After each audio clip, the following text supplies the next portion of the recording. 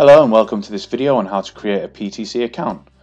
As you can see, to begin with, we're at the ptc.com website, so I'm just going to start by going to the top right hand corner and selecting eSupport. Now as you can see, we're at a login page. You don't have your credentials right now, so you're going to have to go down to create a new account. And at this page, you can now enter all your credentials, your name, title, email address. You can create a password, and you'll also need to fill in either your service contract number, your sale order number, or your site number. This will allow you to upgrade your account so you can download software and sort out your licensing. Following that, you then hit create account. As I already have an account, I'm just going to go to the login page from here, and you hit login once you've entered your username and password.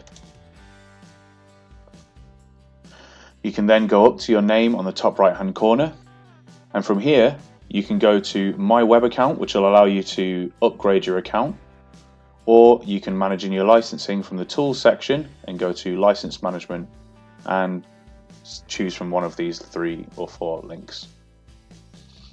That's all for this video, and thanks for listening.